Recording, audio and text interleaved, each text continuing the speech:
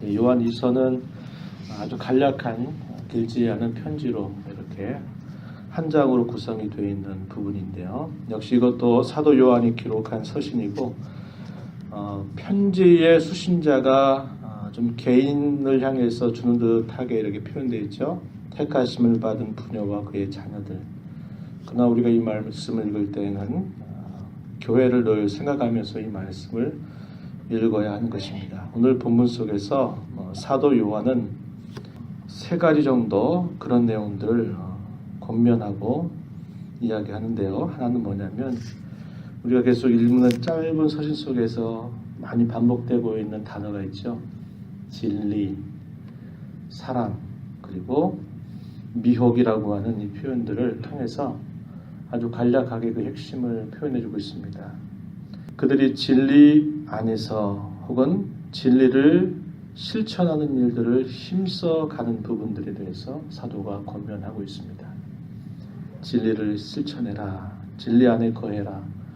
그리스도의 교훈 가운데서 거해라. 떠나지 말아라. 이것을 단히 강조하고 또 하나는 그런 가운데서도 서로 사랑하는 것을 절대로 놓치지 않도록 이야기하고 있어요. 사랑해라, 사랑하자 이렇게 또 권하고 또 이 편지의 후반부를 보게 되면 미혹하는 자가 이미 세상에 많이 나왔다. 그래서 그리스도에 대해서 인성을 부인하는 그런 이단들이 1세기 후엽에 1세기 말엽에 이렇게 들어가면서 그런 이단들이 이미 역사적으로 그런 이단들이 들어와서 그리스도의 교훈을 그리스도에 관한 그런 교훈들을 허물어가는 그런 이단적인 가르침들에 맞서서 굳게 서 있어라. 이단들을 경계해라 하는 이야기들로 이 사도는 이 짧은 편지 가운데서 이 부분을 강조하고 있다는 것입니다. 이러한 내용들은 요한일서 1장부터 5장까지 되고 있는 그런 내용들을 아주 그 핵심을 짤막하게 요약을 해서 그 편지의 내용으로 기록하고 있는 것으로 우리가 볼 수 있을 것입니다. 장로가 이 편지를 받는 이들을 향해서 표현하기를 뭐라고 표현하냐면 1절 말씀에 내가 참으로 사랑하는 자 나뿐 아니라 진리를 아는 모든 자도 그리한다. 이 편지를 받는 대상들을 향해서 장로라고 말할 때는 오늘날 말하는 일반적으로 말하는 시무장로를 뜻하기보다는 바로 여기 사도 자신이었던 그 요한 혹은 요한을 표현할 때도 사도라 혹은 장로라 혹은 감독이라 이렇게 표현하는 그런 말입니다. 장로인 나는 이미도 그 요한 사도 같은 경우에는 거의 1세기 말까지 생존했던 경우이기 때문에 굉장히 나이가 많죠. 나이가 많고 교회의 많은 그런 일들을 그 지나온 오랜 세월 동안 교회를 섬기고 감당했던 그런 인물이고 진리의 교훈으로 교회를 굳게 세웠던 그런 인물입니다. 그런 의미에서 여기 장로라 표현하고 생각할 때마다 참으로 그들을 향해서 사랑한다. 그리고 그 사랑은 자신뿐만 아니라 그 진리를 알고 있는 모든 사람들도 역시 이 편지를 받는 수신자를 향해서 사랑한다. 이렇게 표현하는 겁니다. 사랑받는 자, 사랑받을 만한 자 이렇게 표현하고 있는 거죠. 그것은 무엇 때문인가? 진리 안에서 그가 견고하게 서 있기 때문에 그렇다 하는 것입니다. 4절 말씀에 보면요.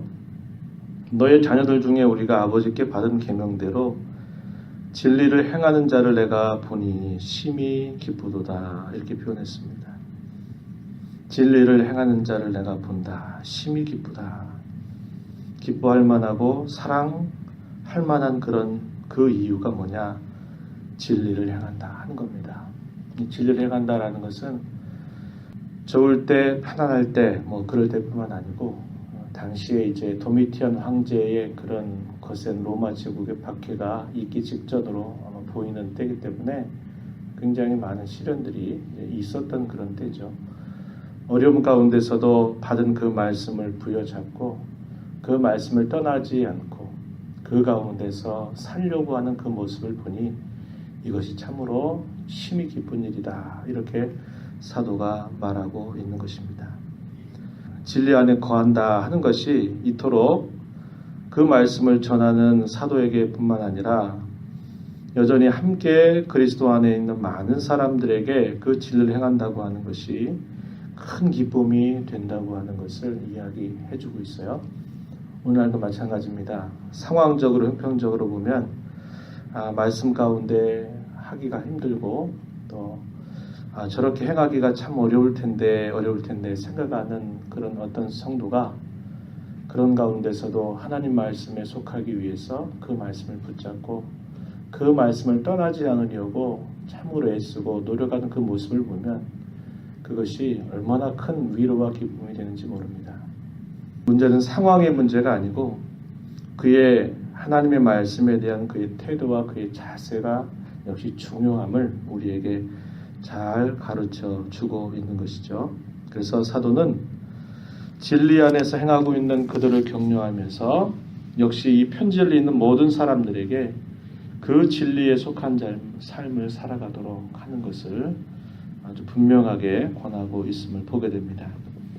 대개 진리를 행하고 한다 하면서 그것을 혹시 잘못하게 된다면 많이 놓칠 수 있는 게 뭐냐면 사랑하는 것을 또 놓칠 수가 있어요. 우리가 요한계시록 2장 3장에 보면 소아시아의 교회에 보낸 그런 7교회에 보낸 편지가 있죠. 성령이 교회들에게 하시는 말씀을 들어라 그러면서 에베소 교회를 지적할 때 이 에베소 교회는 진리 싸움을 잘 싸웠던 교회입니다. 많은 이단들과 거짓된 가르침에 대해서 이 진리 가운데서 선한 싸움을 잘 싸웠는데 무엇이 문제였냐면 처음 사랑을 잊어버렸다. 어떻게 해서 이 사랑을 잊어버렸는지를 생각하고 이것을 빨리 회복해라 하는 그런 메시지를 주께서 에베소 성도들에게 주고 있는 것을 보게 되죠. 그만큼 그 이야기는 진리의 교훈 가운데 있으면서 특별히 많은 이단들과 거짓된 가르침들과 이런 진리를 가지고 그 진리를 굳게 붙잡고 하다 보면 사람의 그 마음이나 이런 태도가 이렇게 사랑이 메마르게 될 수 있는 면들이 있게 되는 거죠. 사도는 말하는 겁니다. 진리를 행하고 진리 안에 거하고 진리의 교훈 안에 떠나지 말고 굳게 그 진리를 지켜가는 일들을 강조하면서도 또 한편 사랑하는 삶을 힘써야 된다 이렇게 분명하게 말하고 있습니다. 5절에 한번 보십시오. 부녀여 내가 이제 내게 구하노니 서로 사랑하자. 이는 새 계명같이 내게 쓰는 것이 아니요 처음부터 우리가 가진 것이다. 이것은 이미 요한일서 2장 내용 속에서 사도 요한이 했던 그런 말이죠. 사랑하라고 하는 계명은 처음 주어진 새로운 계명이 아니다는 겁니다. 그것은 이미 옛부터 주어졌던 그런 계명의 내용인데 어떤 의미에서 새롭냐 했을 때 질적으로 새로워진 의미에서 새로운 계명 그것으로 알고 지켜라는 거죠.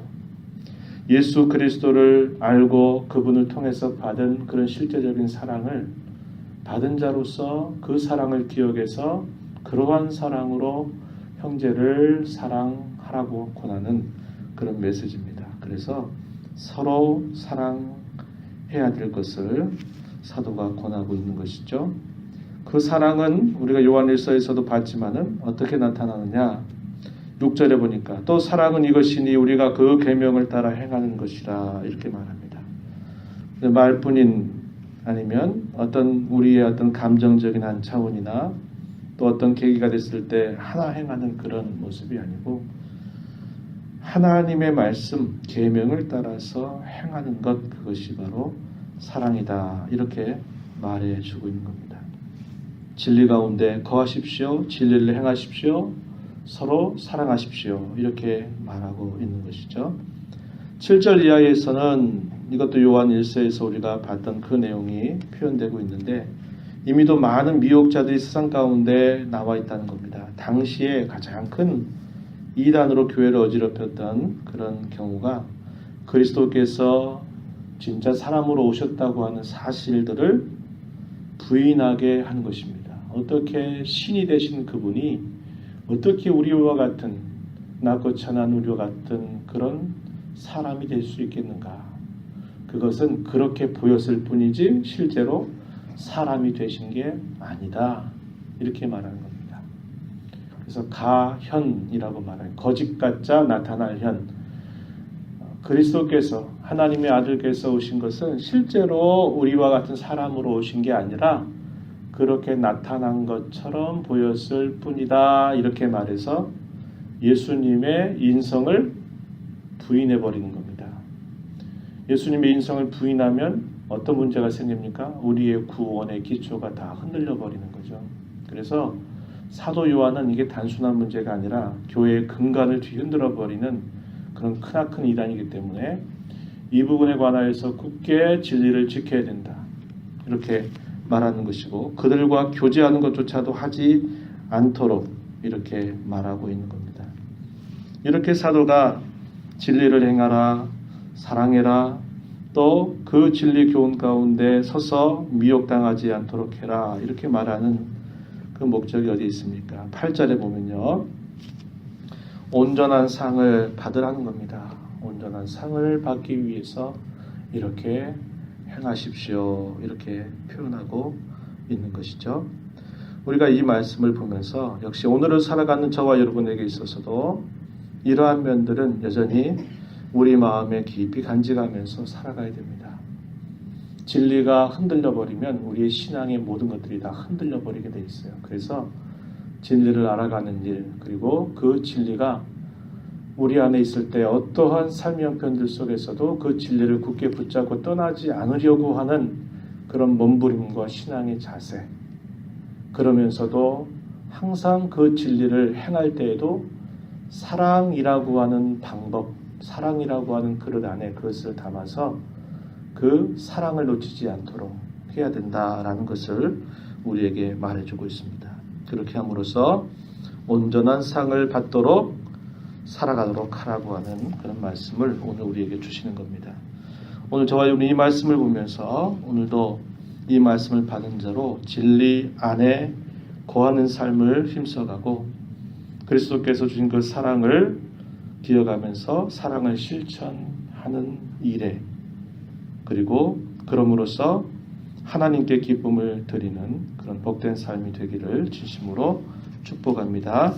하나님 아버지 감사합니다. 이 새벽 시간 저희들을 불러주셔서 아버지의 말씀을 함께 읽으면서 또 이 한 주간 이 하루를 살게 해주신 것을 감사합니다. 진리를 행하기를 힘써라. 진리 안에 거하라. 서로 사랑하도록 해라 하시는 이러한 말씀을 저희가 가슴에 새긴 자로 오늘도 저희들의 삶의 자리에서 순종하며 실천하며 살아가는 복된 걸음이 되도록 인도하시고 우리의 삶을 핑계 삼아서 할 수 없다 못한다 하지 않게 하시고 주어진 삶의 자리가 어떠하든지 어떤 형편에 있든지 하나님 말씀 안에 거하며 순종하는 자로 살아가는 저희 모두가 되게 하여 주옵소서.